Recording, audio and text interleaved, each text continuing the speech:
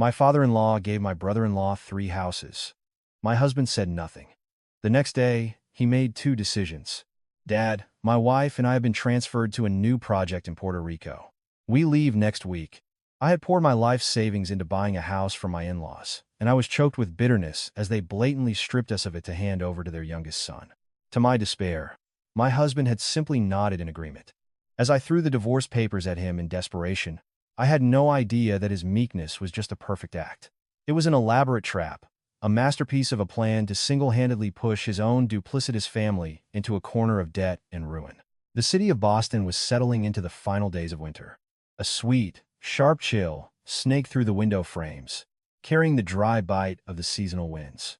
The 3-story colonial-style house, tucked away on a wide, leafy street in Brookline, was ablaze with light. It was the home of my in-laws, Robert and Helen Miller. This weekend dinner was an unscheduled affair. That afternoon, as my husband Ethan and I were hunched over our desks at the Agricultural Research Institute, finalizing a report on a new strain of climate-resilient wheat, my father-in-law had called unexpectedly. His voice was imperious and final, demanding that we both be present for dinner. He said, a matter of grave importance to announce.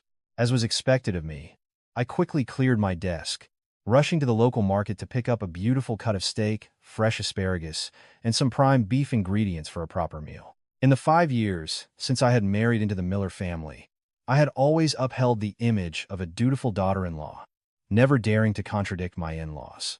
I toiled in the kitchen for 2 hours, the smoke from the searing steak stinging my eyes, yet a part of me hoped this was about some good news. The meal was served impeccably, steam rising from the plates in the cold air. My father-in-law sat at the head of the table, the seat of honor. Robert, now in his 60s, was a retired senior manager from the Department of Agriculture, a man whose patriarchal nature was absolute. My mother-in-law sat beside him, her gaze, as always, fixed on her youngest son, seated across from me. Kevin, Ethan's younger brother, was 28 but behaved like an overgrown teenager.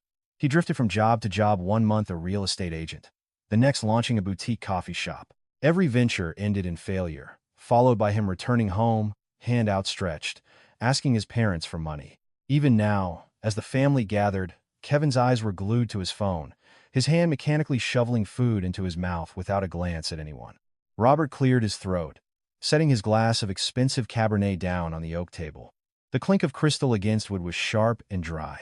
Everyone paused. I glanced at Ethan. His expression was calm, his hands resting neatly on the table. Robert slowly swept his gaze over his children, his voice a low rumble, heavy with authority. He announced that he had called us here tonight to discuss the division of assets, while he and Helen were still of sound mind, to prevent any future discord between the brothers. The room fell silent. I thought to myself, finally, they're thinking about securing their children's futures. My husband and I were still renting a cramped, pre-war apartment in Allston, less than 600 square feet. If his parents gave us some capital, we could borrow the rest and buy a small condo, finally settling down to start a family. But Robert's next words shattered my hopes like a hammer blow. He declared, in a booming voice, that he would be signing over the deeds to all 3 of the family's properties to Kevin. 3 properties. One was a retail space on a busy street that they were leasing out. The second was the large house in Brookline where they lived. And the third, to my utter disbelief, was the house that represented the entirety of my and Ethan's life's work. I was stunned. A roar filled my ears, and my heart hammered against my ribs as if it would burst. That third house was our sweat and tears. It was sleepless nights working on side projects, and dinners of ramen noodles and canned beans for years on end. We had drained every penny of our savings. I had even sold the inheritance money my mother gave me to buy that house. The intention was to give my in-laws a spacious, quiet place to retire in their old age. The deed was in Robert's name. Ethan had said it would please his parents, a testament to the devotion of their eldest son. I had trusted my husband, trusted in the bonds of family. The reason Robert gave was laughable. He said that Ethan and I were both distinguished agricultural scientists, working at a major research institute with stable salaries. We could take care of ourselves. Kevin, on the other hand, had an unstable career, his ventures always a gamble, and he wasn't even married. He needed assets as a foundation, a proper home to attract a wife and continue the family name. Robert even stressed that as the older siblings, we had to be generous, to yield and provide for our younger brother. That, he proclaimed, was the moral thing to do. My mother-in-law immediately chimed in. With a saccharine smile, she placed the choicest piece of steak onto Kevin's plate. She cooed that Ethan and Chloe were reasonable people. They surely wouldn't squabble with his younger brother. Besides, she added, no matter whose name is on the deed, it's all in the family. When Kevin is well off, he'll be the one to take care of the family legacy.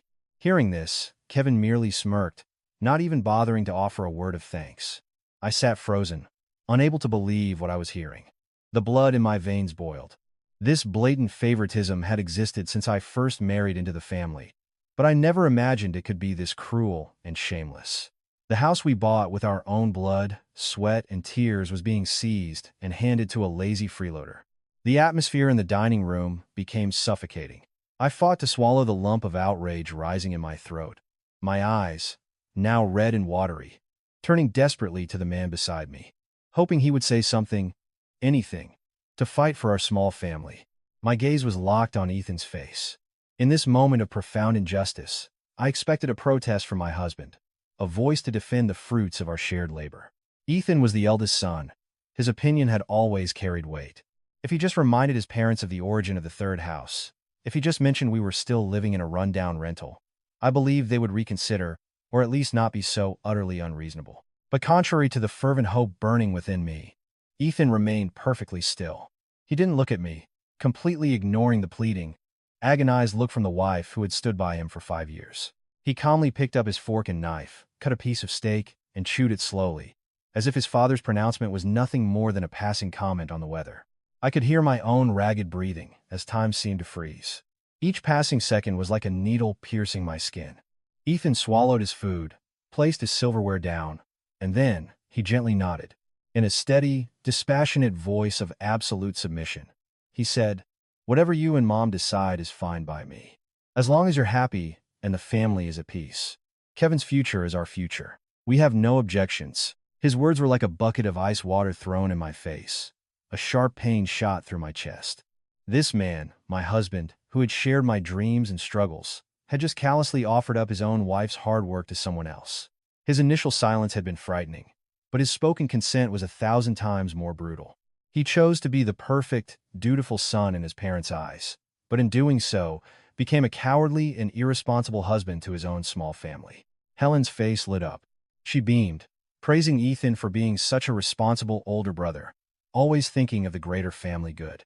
She told Kevin he must be grateful to his brother and sister-in-law, that he should never forget their sacrifice. Kevin finally looked up from his phone, chewing loudly, and offered a dismissive smirk. Ethan's rolling in it. What's the big deal? He mumbled. A few houses are nothing to you guys. Just think of it as startup capital for me. When I'm rich, I'll pay you back tenfold. Their hollow, disingenuous words floated over the dinner table, making me sick to my stomach. They were performing a play of a warm, supportive family, while in reality, they were parasites, sucking us dry. They knew full well how frugally we lived. Ethan was a researcher, and I spent my days and nights in a lab. Our government salaries were modest. We took on countless side projects, staying up all night translating technical papers to earn extra income. The coat I was wearing was frayed at the cuffs. Ethan's shoes were worn down at the heel, all for the goal of providing for both our families. And what did that sacrifice get us? Nothing but contempt and blatant exploitation. Ethan continued to eat, occasionally serving his mother and brother. His composure sent a chill down my spine. I realized a bitter truth. In Ethan's mind, his parents and brother were his real family. I, his legal wife, was perhaps just a partner to help him earn money to support that larger unit. He was willing to sacrifice his wife's interests, to trample on her sweat and tears, just to maintain a facade of filial duty. His silence and his nod had severed the last thread of hope within me, turning what should have been a warm dinner into a death sentence for the marriage I had worked so hard to build. The dining room now felt like a suffocating prison cell. The clatter of silverware, the boisterous laughter of the other three, it all blended into a grating, unbearable noise. They were excitedly discussing what Kevin would do with the 3 houses. Robert advised him to sell the Brookline house to get cash to start an agricultural supply distribution company, leveraging our connections to get wholesale goods. Helen dismissed the idea, saying it was better to rent it out for a steady monthly income, just in case his business failed, and he ended up with nothing. Every word they spoke treated our assets like a windfall from heaven. I sat as still as a statue, my hands gripping the edge of the table, so tightly my knuckles turned white. The resentment that had been building for years finally erupted, surging like a monstrous flood breaking through a dam. I remembered the bone-chilling winter nights when I was sick with a high fever but still had to wrap myself in a blanket and type, translating documents to meet a deadline.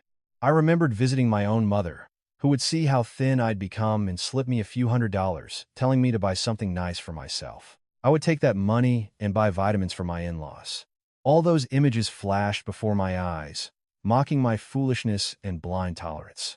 Kevin glanced over at me, saw my dark expression, and decided to poke the bear. He sneered, his voice dripping with sarcasm.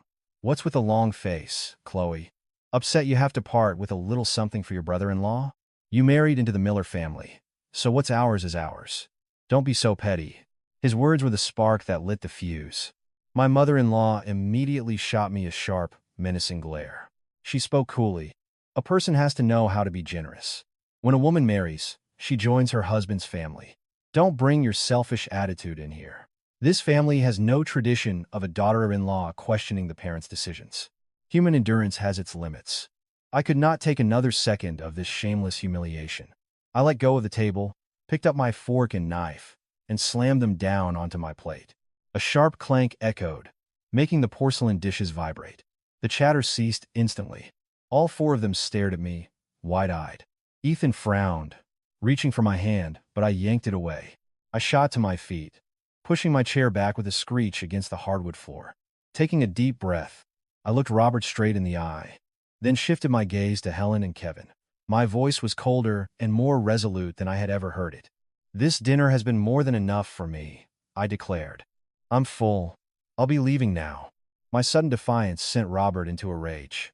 His face turned a furious shade of red. He slammed his hand on the table, shot up from his chair, and pointed a trembling finger at me, unleashing a torrent of abuse. He called me a disrespectful, uneducated daughter-in-law, one whose own mother had clearly failed to teach her any manners. He bellowed that the properties were in his name, and he could give them to whomever he pleased. I had no right to have an attitude in his house. His vulgar insults no longer scared or hurt me. My heart was completely cold. I didn't bother to defend myself or argue back. Arguing with people devoid of reason and fairness would only diminish myself. I turned, walked briskly to the coat rack, grabbed my coat and my old, worn handbag. I didn't look back at Ethan, not even once. I opened the door and stepped out into the frigid Boston night, leaving behind the sound of my father-in-law's echoing curses and the cowardice of the man I once called my husband. The north wind whipped against my face, but the cold was nothing compared to the ice encasing my heart. I walked aimlessly down the long, quiet street. The dim yellow streetlights cast my long shadow on the cracked asphalt. My legs moved like a machine, my mind a blank slate, filled only with the whistling of the wind and the family's insults ringing in my ears. Before I reached the end of the block, I heard frantic footsteps behind me. A large hand grabbed my arm, pulling me back. It was Ethan. His face was pale under the streetlight, his breath coming in ragged gasps. He pulled me towards our old sedan parked by the curb, a car we were still making payments on, bought to commute to the Institute. He opened the passenger door, pushed me inside, and quickly went around to the driver's side. The door slammed shut, trapping us in a small, suffocating space thick with tension. Ethan started the car and turned on the heat. The warmth that filled the car did nothing to thaw the chill between us. He pulled away from the curb, merging into the sparse late-night traffic. For a long time, neither of us spoke. The hum of the engine sounded like the choked sobs of a dying marriage. Unable to bear the crushing silence any longer, I turned to face him, my voice trembling with suppressed fury. "Do you even consider me your wife anymore?" I demanded. "When your parents announced they were stealing our life's work, how could you just sit there eating and nod your head in that humiliating way? Do you realize you're an accomplice to your family's greed, trampling all over your own wife's blood, sweat, and tears?" Ethan gripped the steering wheel, his eyes fixed on the road ahead. He clenched his jaw, his voice low and weary. "Chloe, please, don't make a scene. My parents are old. How much longer do they have? It's not worth fighting over. The property is going to Kevin, but it's still in the family. As the older brother, I can't be selfish. I have to honor them. I'm begging you, just let it go for the sake of peace." Honor them? I laughed, a bitter, hollow sound as tears finally streamed down my cheeks. I challenged his twisted definition of honor. Is it honorable to let your parents steal from us to support a lazy, able-bodied 28-year-old? Is it honorable to let your wife be humiliated by your entire family while you stand by and say nothing? Where is your responsibility as a husband? Or do you only know how to be your parents' obedient little boy? I reminded him of when we were dating, of his promises to protect me from any storm. I had ignored all the warnings from my friends about his complicated family, choosing to marry him because I believed in his character and his love. But tonight, he had single-handedly shattered that belief. He had enabled his family's cruel exploitation, turning me into nothing more than a money-making machine. Ethan remained silent. His prolonged silence in the cramped car was like a sharp knife, slicing methodically into my bleeding heart. He had no excuse, nor the courage to face the truth. As we drove down Commonwealth Avenue, the streetlights flashed across the windshield, illuminating his handsome but soulless profile. I turned away, staring out the window, letting my tears fall into the darkness. His silence that night had stripped away the last shred of respect I had for him, sending our marriage hurtling over a cliff. The car stopped in the parking lot of the old 5-story apartment building in Alston. This had been our rented home for the past 5 years. The yellowed, peeling paint on the walls, the dark, damp, concrete stairs, reeking of garbage. The shabby scene was a cruel joke next to the massive fortune of 3 valuable properties my in-laws had just generously bestowed upon their golden child. I got out of the car and hurried up the stairs, leaving Ethan to trudge behind with the bags. Unlocking the door, I stepped into our 600 square foot apartment. The familiar smell of mildew hit me. The furniture was Spartan, a cheap particle board dining set, an old TV, and a work corner cluttered with agricultural research papers. I threw my handbag onto the sofa, feeling completely drained of energy. Ethan came in and quietly closed the door. He stood there, staring at me, his face a mask of awkwardness and fatigue. The only sound was the ticking of the wall clock. My last ounce of self-control shattered. I jumped to my feet, erupting in a fury I never knew I possessed. I sobbed, my voice breaking with pain and resentment. Pointing at the shabby furniture, I screamed, "Do you see how we're living? 5 years of marriage, and I haven't had one day of comfort. Other women get to buy nice clothes, go on vacations. And me? I wear the same few work outfits I bought 3 years ago. I can't afford decent skincare. And I come home from a full day at the lab only to cook and then spend all night translating papers until my eyes burn." I listed every cent we had scraped together, our bonuses, project commissions, the money from selling my inheritance, all of it given to his parents, for every minor and major family expense. The peak was the massive sum for that third house. We had eaten ramen for months, scrimping on everything to pay off the loan early. I did it all because I thought of them as my family, because I wanted to be a good daughter-in-law to make my husband proud. And what do I get in return? I shrieked. They treat me like an outsider, a guest in their house. No, worse, a tireless ATM. When they need money, your parents call with sweet words. Once they have what they want, they cast me aside, taking my sweat and tears to pamper a parasite. And the deepest cut of all comes not from them, but from the man I share a bed with. Your cowardice and weakness enabled them to take everything from me. I slammed my hand on the table, tears streaming down my face. "I'm so tired, Ethan," I said, my voice dropping to a ragged whisper. "I can't carry this toxic family for one more day. My sacrifices have been meaningless. My love has been trampled on. If you choose to be the dutiful son and the great older brother, then fine, go have your family. As for me, I'm giving you back your freedom. I refuse to be the ATM for the Miller family anymore." The room fell into a terrifying silence, my sobs echoing off the cold walls. I stood there, exhausted and hopeless, awaiting the final nail in the coffin of our tragic marriage. The dam had broken, and nothing could save the rotted foundation. I turned away, unwilling to see the belated look of regret on the face of the man who had destroyed our home with his own hands. The small living room was submerged in a shattered silence. My ragged breaths after the storm of anger were the only sound. I stood in the middle of the room, my eyes stinging, bitter tears still tracing paths down my hollow cheeks. All the years of repression as a Miller daughter-in-law, all the humiliation of being treated as a cash cow, I had thrown it all in Ethan's face. I expected him to get angry, to defend his terrible family as he always did. But he didn't. Ethan remained rooted to the spot, His broad shoulders slumped as if carrying an immense weight. Suddenly, he moved towards me. He didn't shout, didn't explain.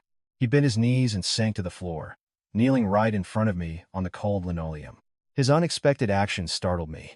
I stumbled back a step, nearly tripping over the coffee table. In all the years I'd known him, I had never seen this proud man humble himself like this.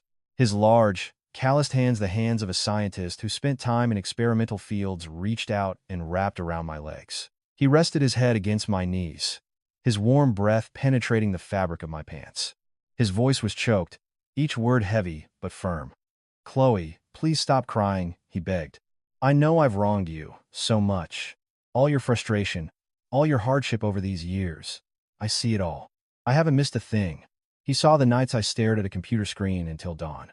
It pained him to see me skimp on myself while providing the best for his parents and brother. He took all the blame for letting me endure the profound injustice of tonight's dinner.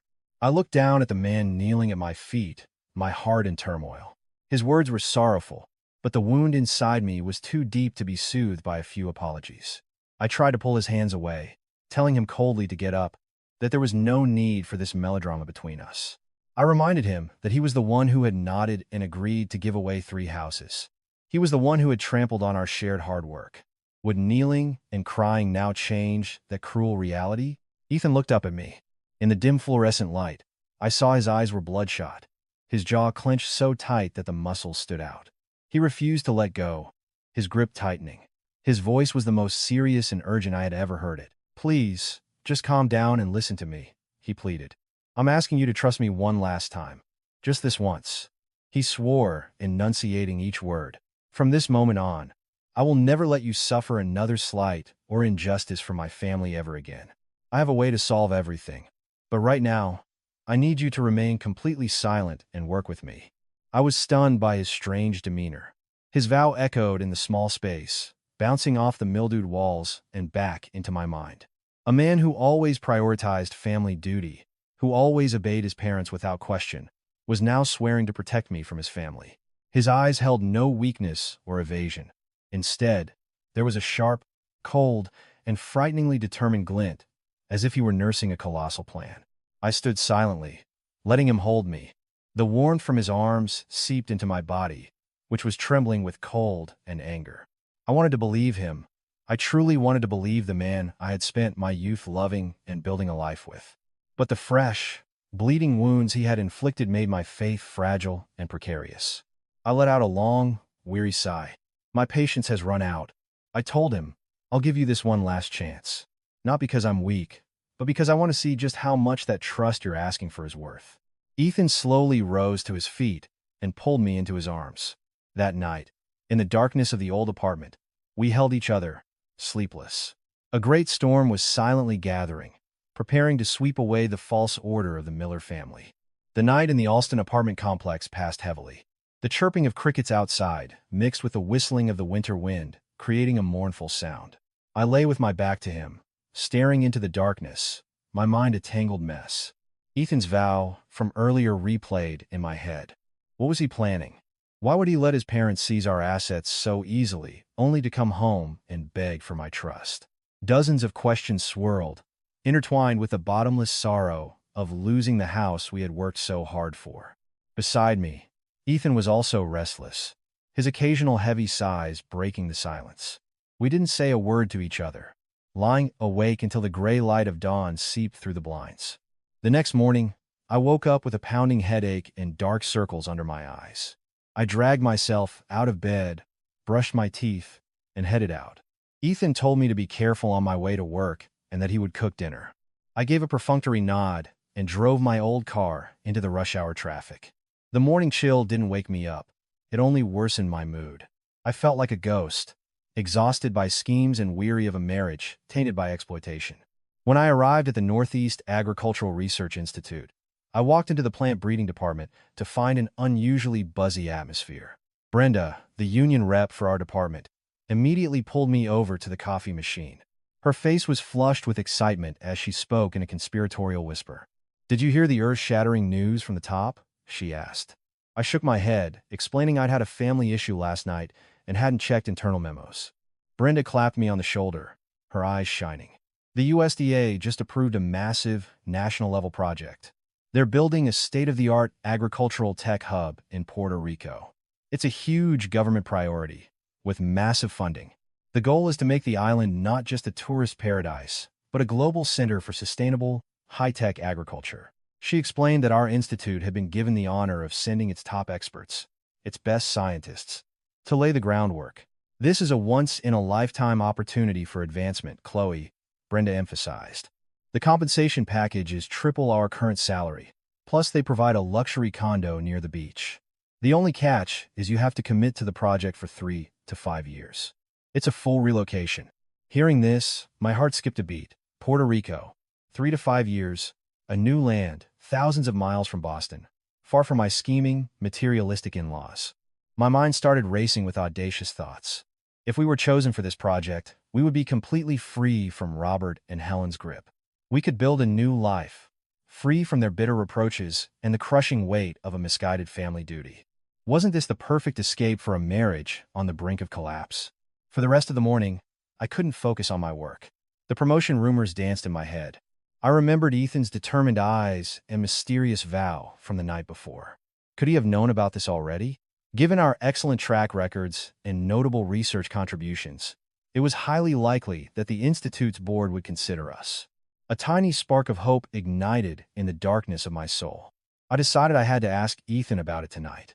If he agreed to leave everything behind and start over, I would take his hand and go to the ends of the earth.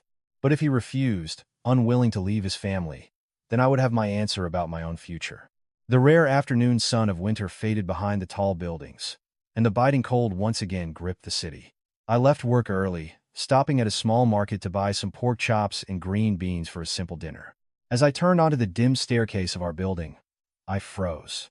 A tall figure in a flashy, expensive-looking leather jacket was leaning against our apartment door, a cigarette dangling from his lips, exhaling plumes of white smoke. It was Kevin, my precious brother-in-law, the new heir to 3 valuable properties, was blocking my doorway with an insolent look on his face. Seeing me approach with my grocery bag, he arrogantly flicked his half-smoked cigarette to the ground and ground it out with the toe of his designer shoe. He smirked, a condescending half-smile, and without a word of greeting, launched into a tirade of mockery. "Working late again, huh?" he drawled. "Being a government scientist, slaving away for pennies. Must be tough. Why not just quit and stay home? Be a lot easier on yourself." I shot him a withering look and said nothing, fumbling for my keys to open the door.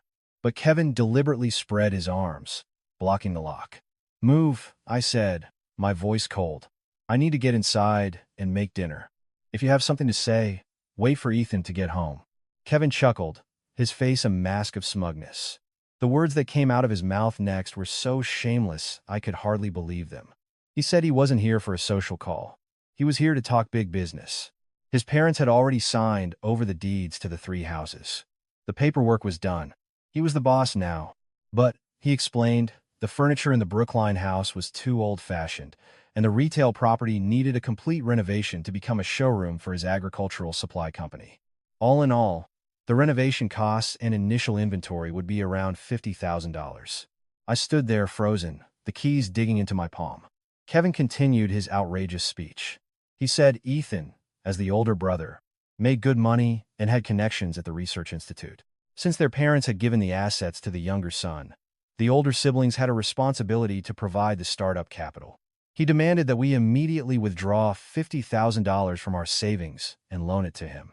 He used the word loan, but quickly added that he'd pay it back whenever his business turned a profit. If it failed, well, we could just consider it our investment in helping our little brother out.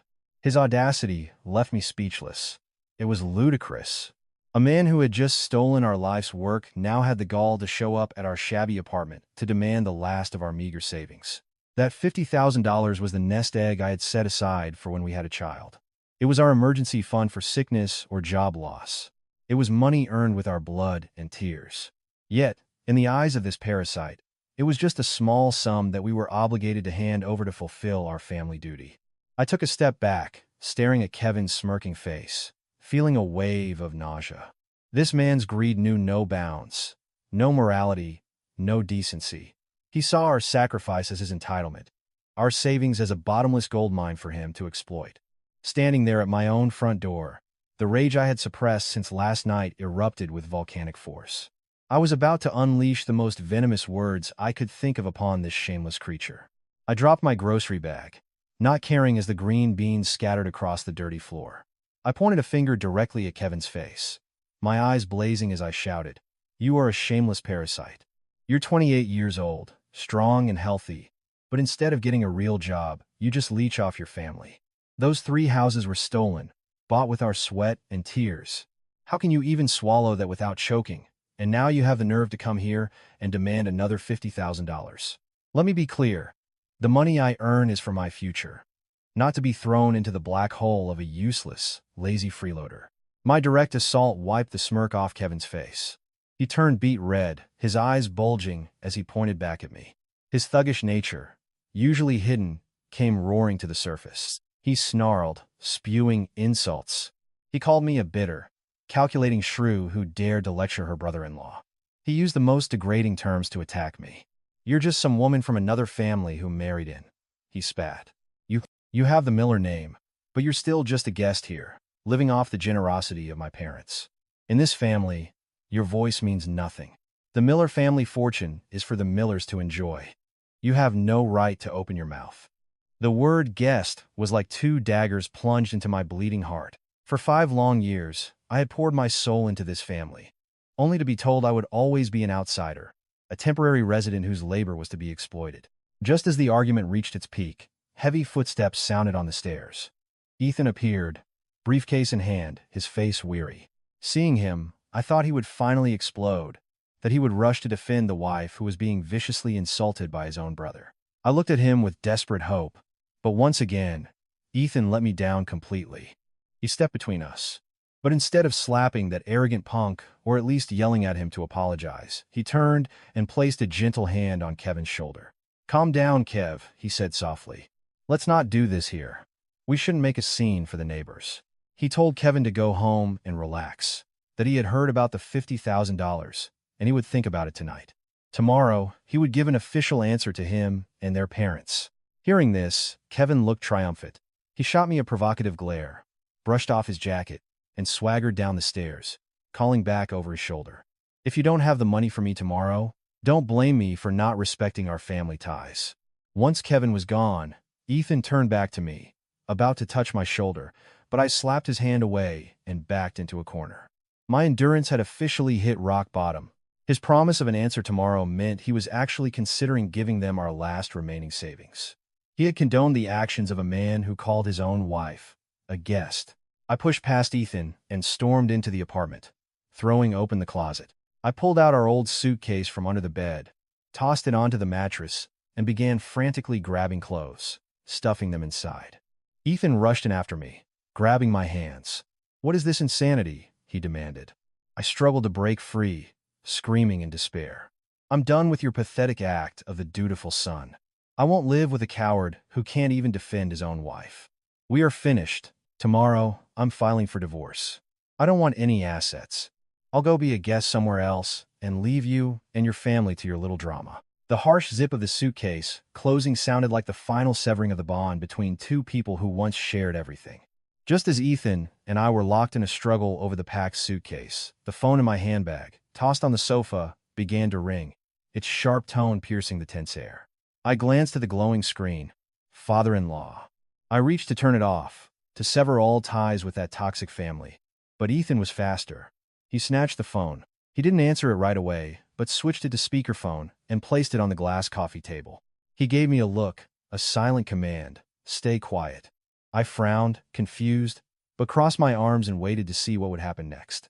The ringing stopped, and Robert's booming, furious voice filled the small room. He didn't bother with pleasantries, immediately launching into a tirade of verbal abuse directed at me. He screamed into the phone, demanding to know what disrespectful stunt I had pulled to make Kevin come home crying.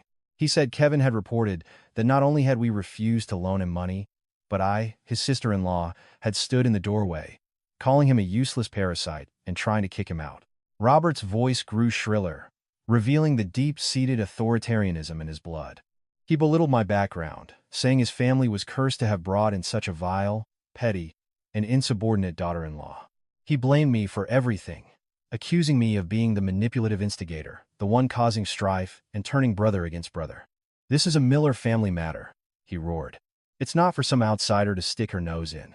And then came the cruelest, most vicious threat. Robert issued an order, his tone that of a king dictating to a servant. He commanded me to get ready and, within the hour, take a taxi to their house in Brookline. He demanded that I kneel in the middle of the living room and bow my head in apology to Kevin for the crime of disrespecting my brother-in-law. He added a final, devastating blow.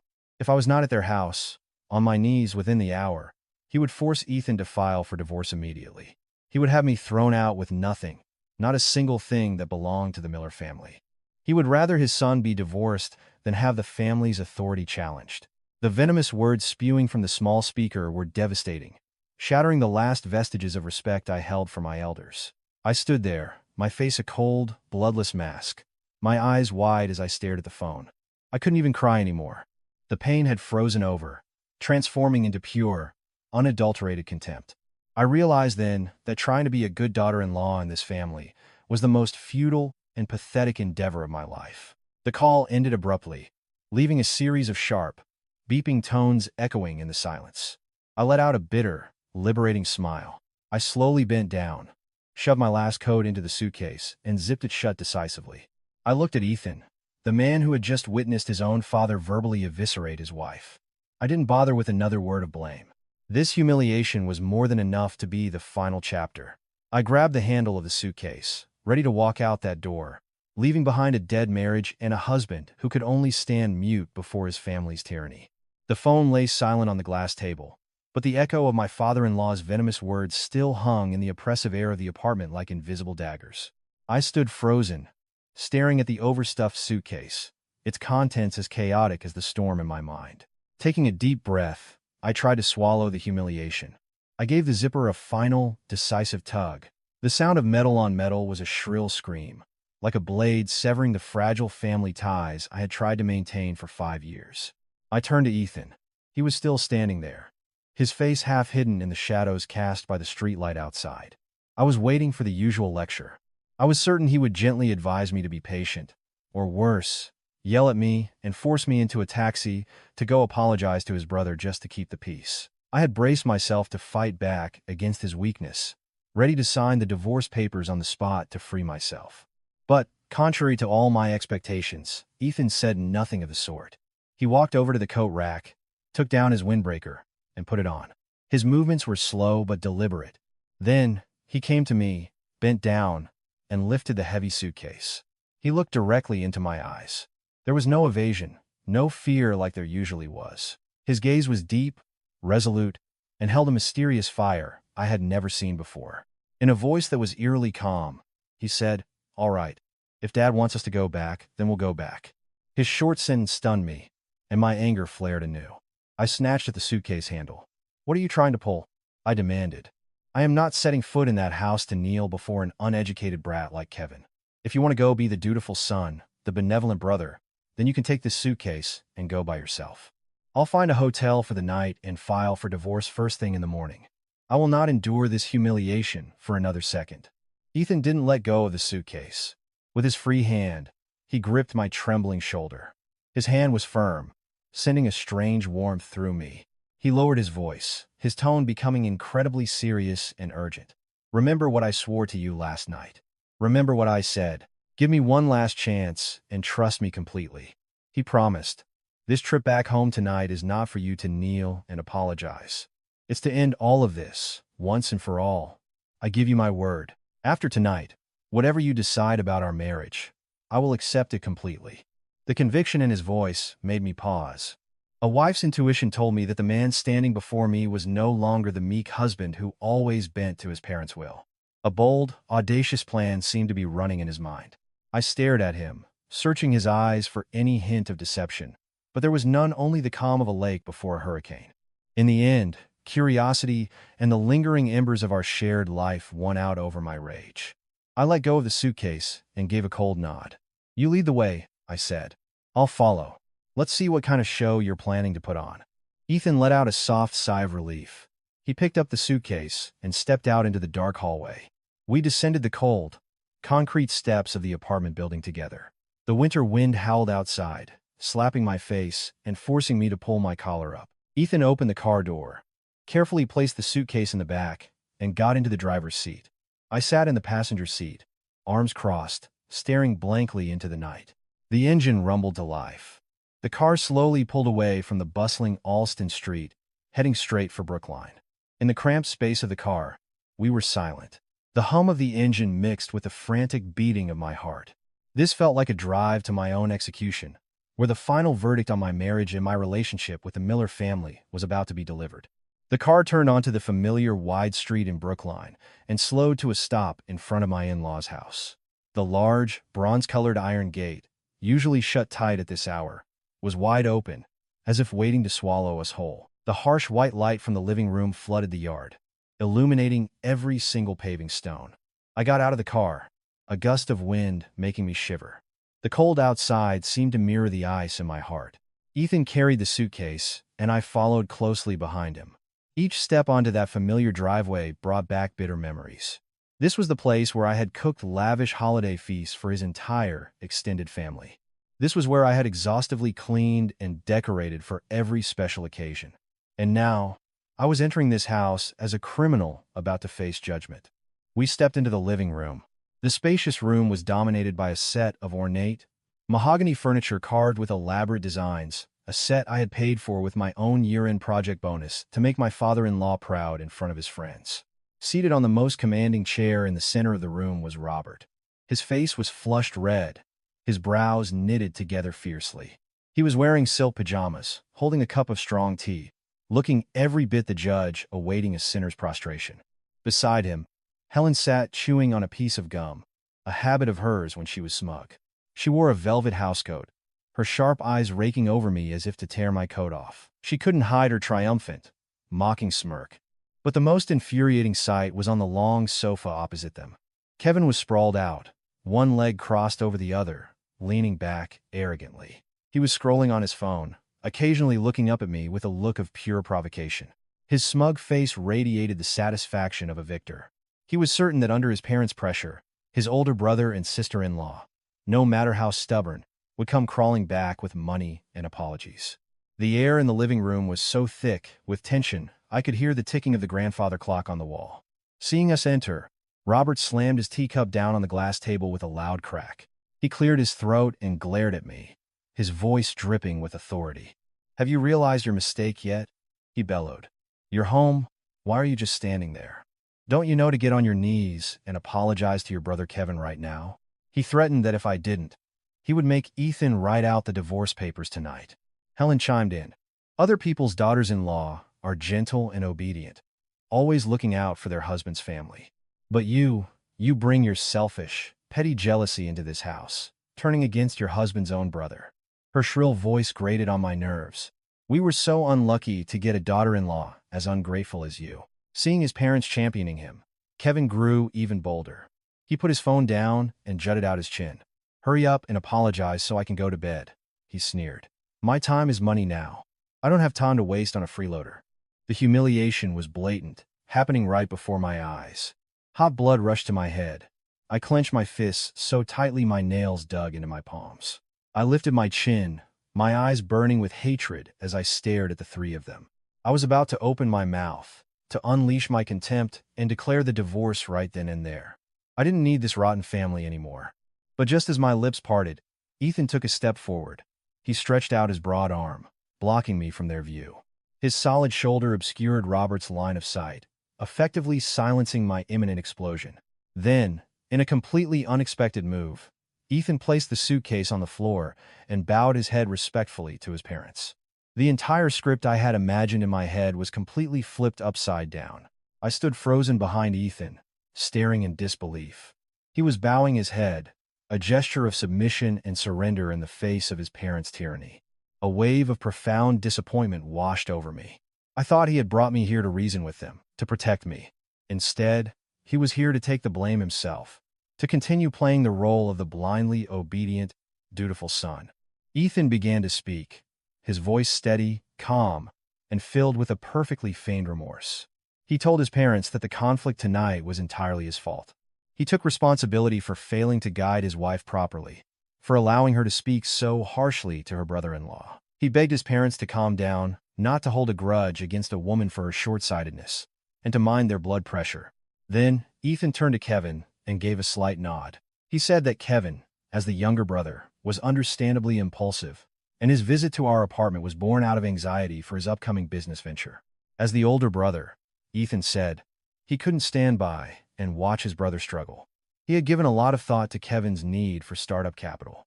With that, Ethan reached into the black leather briefcase he always carried. Every eye in the room was fixed on his hands. Robert, Helen, and Kevin all held their breath. From the briefcase, Ethan pulled out a thick stack of documents, neatly enclosed in a clear plastic sleeve. He placed it gently on the glass table in front of Kevin. Ethan announced, his voice clear and confident. This is a 5-year lease agreement for a prime retail space in one of the most upscale shopping centers in the city, right in the Back Bay. He explained that while the family's retail property was decent, its location wasn't ideal for a major agricultural supply showroom. So, he had used his connections to find and secure this new space for Kevin. The contract was already drafted with the most favorable terms, just waiting for Kevin to sign and take possession. Furthermore, Ethan continued, regarding the $50,000 you asked for this afternoon, I give you my word. I will take care of it and transfer the full amount directly into your account for startup capital and inventory. His declaration landed in the living room like a bombshell of cash and gold. The silence was broken by an explosion of joy. Kevin lunged forward, like a starving animal pouncing on prey. He snatched the documents, flipping through the pages, his eyes shining, a wide grin stretching from ear to ear. He couldn't stop gushing about how perfect the location was. Helen was so overjoyed she dropped the piece of gum she was holding. She beamed, rushing over to pat Ethan's back. She praised him lavishly, calling him the true firstborn son of the family.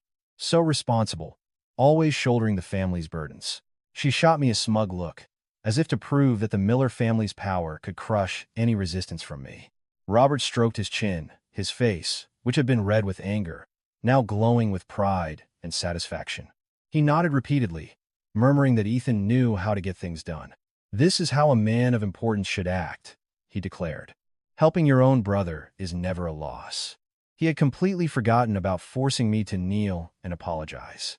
All his attention was now focused on his precious son's new business empire. In stark contrast to my in-laws' manic glee, I stood rooted to the spot, feeling the world crumble around me. My heart felt like it was being squeezed in a vice. The word despair wasn't strong enough to describe my feelings.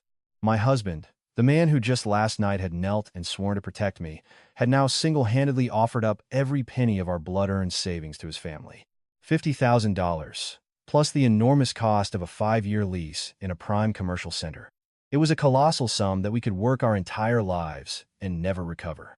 Ethan had lost his mind.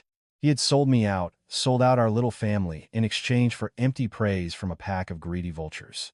Tears welled in my eyes, a bitter, humiliating sorrow choking me. I wanted to scream, to rip that damned contract to shreds, but my legs were numb. I couldn't move.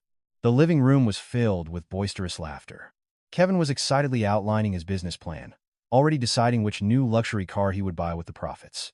Helen was discussing consulting a calendar for an auspicious opening day and finding a matchmaker to set Kevin up with a wealthy debutante. Robert smiled contentedly, sipping his tea like a patriarch enjoying the fruits of his lineage. I took a step back, leaning against the wall to keep from collapsing. I squeezed my eyes shut, unwilling to look at their grotesquely triumphant faces any longer. It was really over. The faint hope that my husband could distinguish right from wrong had been brutally extinguished. I told myself that the first thing I would do tomorrow was print the divorce papers and bring them straight to his office to end this tragedy. Just as their euphoria reached its peak, Ethan cleared his throat. It was a soft sound, but it was enough to capture everyone's attention. He waited for Helen's laughter to die down before speaking slowly. Mom, Dad, Kevin, please, calm down. I have one more important thing to report to the family. The mood shifted slightly as everyone turned to him with curiosity. Kevin, still clutching the lease agreement, assumed his brother was about to produce the $50,000 check on the spot. Ethan reached into the breast pocket of his windbreaker and pulled out 2 crisp, flat documents.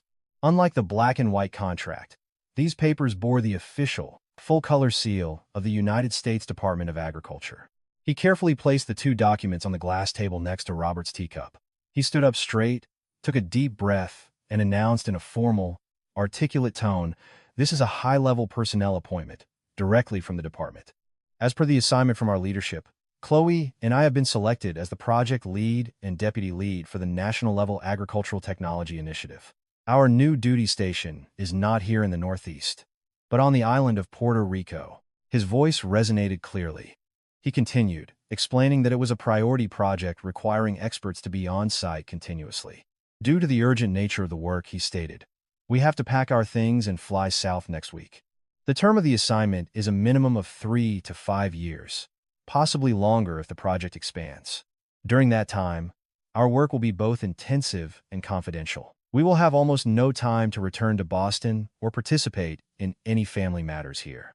The room fell dead silent. The ticking of the clock on the wall was suddenly deafening. His announcement had the force of a tidal wave, wiping the smug smiles off all three of their faces. My eyes flew open. I felt dizzy, my heart pounding in my chest. The rumor Brenda had told me about at work was true, and the craziest part was that Ethan had silently finalized everything, seizing this precious opportunity for both of us without my knowledge. My shock quickly gave way to an overwhelming, indescribable feeling of relief. It all made sense. He had planned every step. This move to Puerto Rico was the golden key, the door to freedom that would save us from being devoured by this family. I looked at my husband's broad back, and tears welled in my eyes again.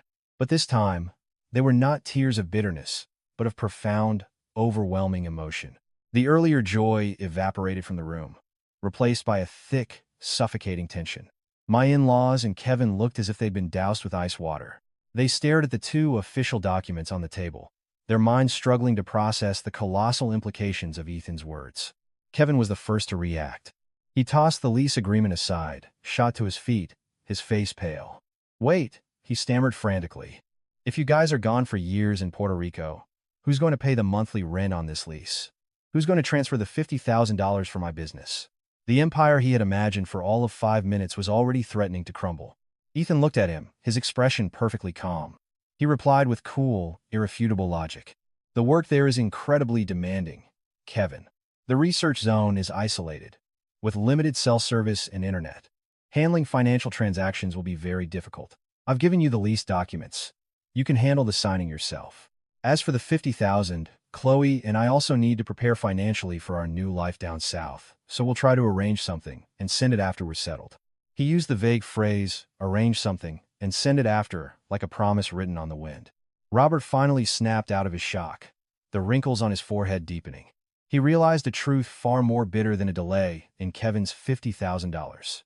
If his eldest son and daughter-in-law left, it meant the monthly financial support that paid for their lifestyle, for family events, for medical bills. Their entire source of funding would be cut off completely. The cash cow they had milked relentlessly for 5 years was about to walk away for good. Regret and thwarted greed morphed into a thunderous rage.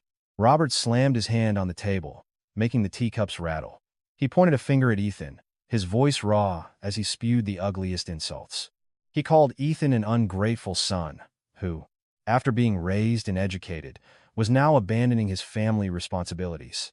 He accused Ethan of using work as an excuse to escape his duty of caring for his aging parents and supporting his brother. "If you walk out of this house and go south," he roared, "don't you ever show your face here again. As far as I'm concerned, I don't have a son." Helen, beside him, began to wail, slapping her thighs dramatically. She cried to the heavens about how her children were flying away, leaving their two frail, old parents behind with no one to care for them. She shot me a venomous glare, calling me a siren who had bewitched her husband into abandoning his home and dividing the family. In the face of this storm of abuse, Ethan stood as immovable as a statue. He didn't explain, didn't argue, and showed no fear. He waited for Robert to finish his tirade, then gave a slight, formal bow. In a voice that was cold and final, Ethan said simply, "Yes, sir, I've heard you. I have a duty to my country to fulfill." He turned to Kevin. "You now have 3 houses. The family's greatest assets are in your hands. It is now your primary responsibility to look after Mom and Dad's health and to care for them in my absence." With that, Ethan turned on his heel. He strode over to me and took my cold hand in his. His grip was surprisingly warm and steady. With his other hand, he picked up the suitcase. Together, we walked out of the living room, leaving behind the sounds of Robert's furious shouts and Helen's fake sobs. Our long shadows stretched across the yard, under the cold, bright lights. The iron gate clanged shut behind us, a definitive end to the years of tragedy, tears, and exploitation at the house of Miller. We walked away, our hearts light, ready to embrace the new horizon that awaited us. The old sedan pulled out of the wide Brookline street, leaving behind the brightly lit house and the chaotic sounds of a family drowning in its own greed. I leaned back in the passenger seat, my body exhausted as if from a long illness. Outside, the winter wind still howled, but inside the car, the silence was almost deafening. I glanced at Ethan. His hands were steady on the wheel, his sharp profile facing forward, his eyes holding a strange, serene determination. We drove in silence all the way to a quiet, deserted spot by the Charles River.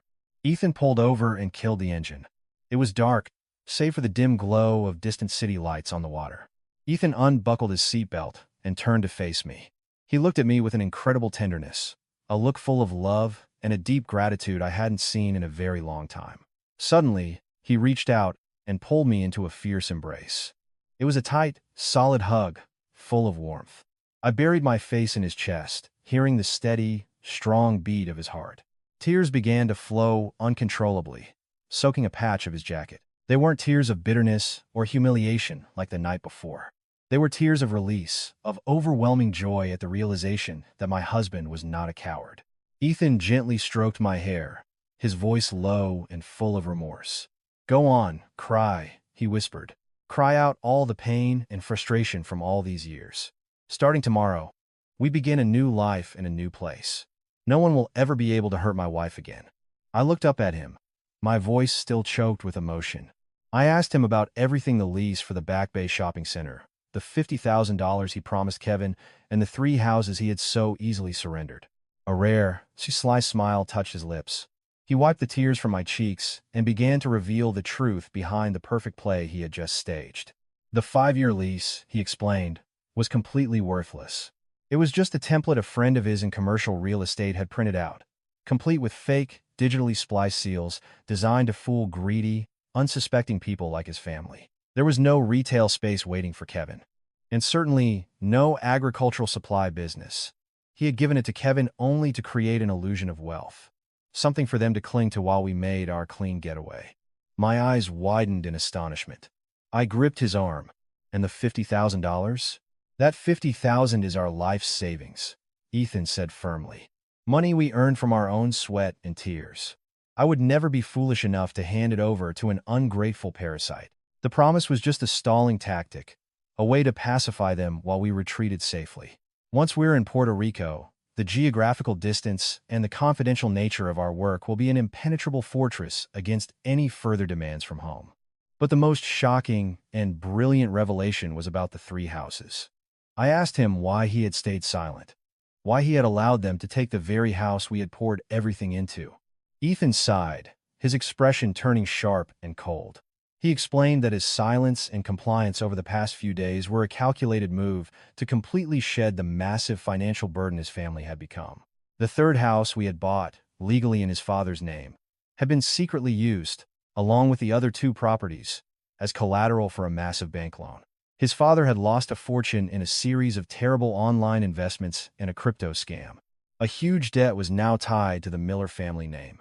When Robert signed over all the properties to Kevin, according to the law, Kevin also assumed full responsibility for the entire mortgage and all the associated debt. Ethan had quietly discovered his parents' plan to push this ticking time bomb of debt onto him and me. So, he chose to take one step back, to cheerfully cede all the assets and the colossal debt that came with them. Now, his precious little brother would have to personally shoulder the bank payments for 3 houses, with no foolish older brother to bail him out. Hearing his entire plan, I was covered in goosebumps. This stunning reversal, this deeply calculated punishment, was a fatal blow to the Miller family's bottomless greed. I wrapped my arms around Ethan's neck and burst out laughing, a laugh of pure, unadulterated joy. The 1,000-pound weight that had crushed my chest for 5 years had finally vanished. My husband wasn't a coward at all. He had used silence to weave the perfect net to protect our little family from the relentless corrosion of those who called themselves our kin. There, in the quiet by the river, we shared a passionate kiss, officially shedding our chains and preparing to fly towards a brilliant future. After that decisive night, we were in a race against time. We had 1 week to hand over our work at the Institute in Boston and clear out our old apartment in Allston. The small space was now a chaotic maze of cardboard boxes filled with books, research papers, and clothes. Despite the exhaustion, we both felt an endless well of energy. The sheer joy of our impending escape made every hardship feel weightless. We arranged to return the apartment, sold off all our bulky furniture, and packed only our most important belongings and our entire savings to start our new life. On the 5th day, after our showdown with the Millers, as I was taping up the last box of documents, my phone rang. The screen flashed. Mother-in-law. My heart did a familiar, reflexive clench, but I quickly calmed myself. I was no longer the submissive daughter-in-law who trembled at her calls. I took the phone to Ethan, who was sorting through a list of seed samples to bring. He took the phone, answered it without putting it on speaker, and held it to his ear, his face in a motionless mask. A chaotic jumble of sounds erupted from the other end. Helen's hysterical sobs, the crash of things being broken, and her desperate screams were shrill and frantic. She was crying like a madwoman, shrieking Ethan's name. She delivered a devastating piece of news. Robert had been rushed to Massachusetts General Hospital in critical condition. A sudden, severe spike in his blood pressure had caused him to collapse, foaming at the mouth and completely unconscious. The cause of this catastrophic stroke stemmed from the very golden child they had sacrificed everything to protect. Sobbing, Helen recounted the story in broken fragments. That morning, Kevin, dressed in a flashy rented suit, had marched into the management office of the upscale Back Bay shopping center with the fake lease. He had slapped the documents on the desk and demanded the keys to his 2,000-square-foot retail space. When the staff checked their system and discovered the contract was a forgery, they politely asked him to leave. But Kevin's arrogant, thuggish nature took over. He started yelling and causing a scene, insisting he was a major business owner being cheated. The result was that mall security was called. They didn't hesitate, handcuffing Kevin and dragging him unceremoniously out of the building, tossing him onto the street. He even got a few punches to the face for resisting. Kevin limped home, bruised and humiliated, and told his parents that Ethan had set him up with fake documents. At the same exact time, a debt collector from the bank arrived to serve notice on the overdue interest payments for the massive mortgage tied to the 3 properties. They demanded that the new owner, Kevin, immediately pay hundreds of thousands of dollars in arrears, or foreclosure proceedings would begin. The truth, laid bare, was brutal. The dream of a business empire had vanished. Robert realized he had been tricked by the son he always exploited, and that his precious younger son was utterly incapable of handling the colossal debt. The mental shock, combined with his explosive anger, was too much for his body to handle.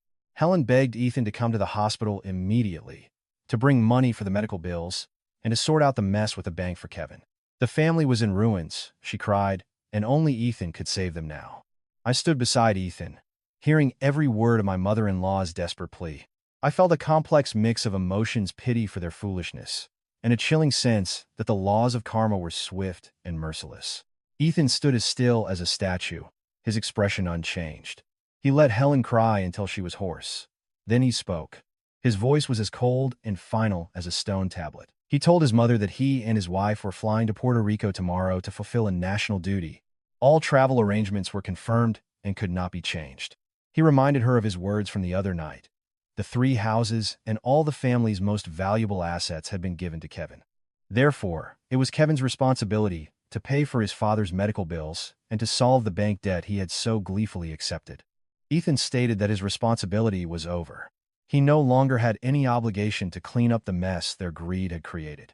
With that, he hung up and turned off his phone, severing the last line of communication with his past. He looked at me, a small, relieved smile on his face, and went back to packing for our new life, a life free from the shadow of selfish people. The flight from Boston landed at the international airport in San Juan, carrying 2 people who had just made a spectacular escape from the prison of their own family. Stepping out of the terminal, the warm, humid air, tinged with the salt of the sea, washed over us, chasing away the bone-deep chill of the New England winter. I closed my eyes and took a deep breath, feeling freedom course through my veins. The Puerto Rican sky was a brilliant, cloudless blue, a perfect mirror of our spirits. A car from the project management office drove us to the exclusive housing complex for senior specialists, situated on a gentle hill overlooking the deep blue ocean. When the door to our apartment opened, I was stunned by its spaciousness and modern amenities. It was a world away from our cramped, musty apartment in Alston. This was a sleek, beautifully furnished condo with floor-to-ceiling windows offering a panoramic view of the sea. The breezy balcony was overflowing with vibrant bougainvillea. Ethan wrapped his arms around my waist from behind, resting his chin on my shoulder. "This," he whispered, "is our real home. A place with no insults, no unreasonable demands, only love and mutual respect." The very next day, we threw ourselves into our work with an intensity that was fueled by passion and happiness. The 100-acre high-tech agricultural complex was in its infancy. As the project leads, Ethan and I were in charge of everything from breeding new salt-tolerant crop varieties to designing AI-controlled greenhouse systems. Our days were a blur of fulfilling, challenging work. In the mornings, we'd be out in the experimental fields under the bright island sun.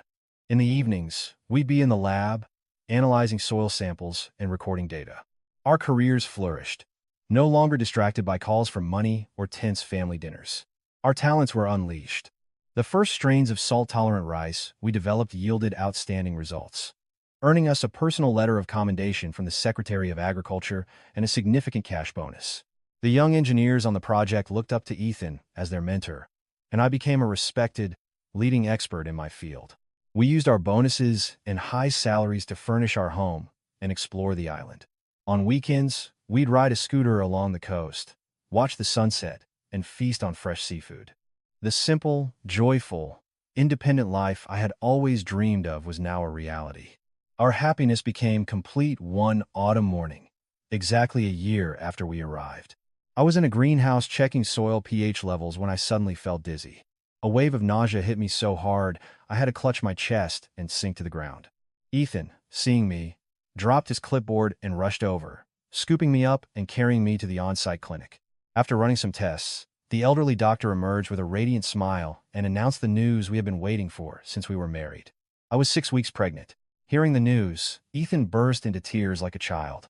He knelt by my bed, rested his head on my stomach, and kissed the happy tears that were streaming down my own cheeks. This child was arriving at the perfect moment, after we had completely shed the shadows of the past and were standing strong on our own 2 feet. Our future was a canvas we were painting together, a bright masterpiece where our child would grow up in freedom, love, and genuine kindness, immune to the poison of bottomless greed. Time in Puerto Rico flew by. It was nearly 3 years since we had left Boston. Leo, our son, was a healthy, clever 2-year-old, a miniature version of his father. Our careers continued to reach new heights, cementing our reputations as key national experts. Life was a peaceful rhythm of work, family, and the sound of the ocean, until one afternoon when grim news from home arrived. Ethan came home late from a project meeting, his face somber. In his hand was a worn, airmail envelope. He told me it was from a distant cousin in Boston, updating him on what had happened to Robert and Helen. I held Leo in my lap as Ethan opened the letter. The words inside painted a tragic picture of the collapse of a once arrogant family. After being humiliated at the shopping center, Kevin had spiraled completely out of control. Without our financial support and saddled with a massive debt on the 3 properties, he was helpless. Instead of working to pay it off, he turned to gambling and then to hard drugs. The inevitable happened. The bank sued and foreclosed on all 3 houses.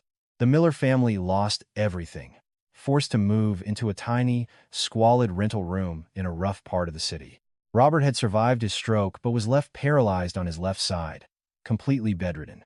The bitterness of losing his fortune, the pain of his illness, and his powerlessness over his delinquent son turned him into a cantankerous invalid, constantly moaning and cursing his fate.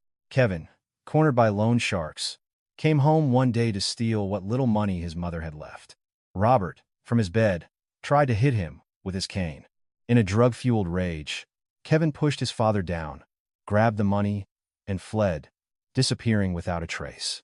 He left his 2 frail, elderly parents alone and destitute. Tucked inside the letter was a small, tear-stained note in Helen's shaky handwriting.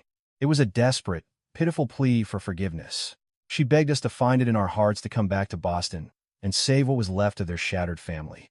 She wrote that Robert was starving, that she was too old and weak to scavenge for a living, and pleaded for her eldest son to come home and save his parents.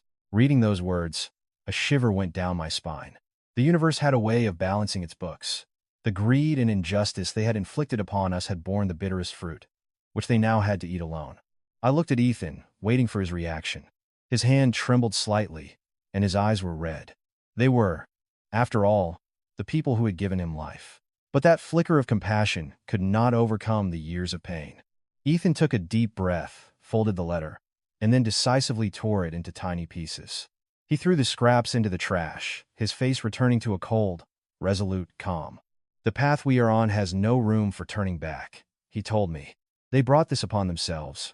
I will not let our lives, or our son's life, be dragged back into that filth ever again." Even so, a sliver of human decency remained in his heart. That evening, Ethan quietly made a phone call to a trusted acquaintance in Boston. He arranged for this person to act as an anonymous intermediary, transferring $2,000 from his account every month to hire a professional caregiver for Robert and Helen. It was enough to ensure they had food, medicine, and basic care until the end of their days. It was the absolute limit of the duty he was willing to perform. A cold, detached, but necessary provision that would allow his conscience to be clear. I hugged him from behind, supporting his decision. The final responsibility had been met. The door to the past was now double-bolted, forever. 5 years after we left Boston, the agricultural project in Puerto Rico was a resounding success. Our work had gained international acclaim. The government decided to honor our team with a prestigious national award for outstanding contributions to science, and Ethan and I were chosen to return to the mainland to accept it on behalf of the project. The San Juan airport was bright with morning sun. I wore an elegant silk dress, my face glowing with the quiet confidence of a happy, successful woman. Ethan looked distinguished in a tailored suit, a world away from the thin, stressed-out scientist he had been 5 years ago. Leo, now 5, was dashing in a little button-down shirt, running around our legs with a toy airplane. We were the picture of a perfect family. As we sat in the business class lounge, Ethan's phone buzzed with a text. I watched as his face froze for a second, his eyes lingering on the short message. It was from his contact in Boston. The message was brief, but carried the weight of a final chapter. Helen had passed away in her sleep that morning. Robert, who had since lost all memory, had been moved to a state-run long-term care facility. I gently took Ethan's hand, offering silent support. This was his last chance to go back, to perform the final duties of a son and arrange his mother's funeral. If he wanted to change our flight, I would stand by him. Ethan stared at the message for another long moment. Not a single tear fell. His face was a mask of pure, calm release. Then, his thumb moved across the screen. He deleted the message. Then, he deleted the contact number. The action was as simple and final as brushing a piece of lint off a sleeve. He turned to me, his eyes clear and warm. He smiled, the most radiant smile I had ever seen. "The debts of this world are now fully paid," he whispered. "My responsibility as a son is complete. My only family, my most important family, is you and Leo. The past, with all its cruelty and pain, was buried forever with those who had caused it." Just then, the boarding announcement for our flight echoed through the lounge. Ethan put his phone away and stood up, stretching. He took my hand with one of his, and with the other, he swept Leo up onto his shoulders. Our son giggled, pointing his toy airplane forward. Together, we walked towards the gate. The bright sunlight streamed through the airport windows, bathing the three of us in a golden glow. The vast, blue sky outside promised endless new horizons. We were returning to the city that had once been our hell, but this time, we were returning as victors, our heads held high, ready to accept our accolades, leaving the storm behind us forever as we walked towards a future of light and peace.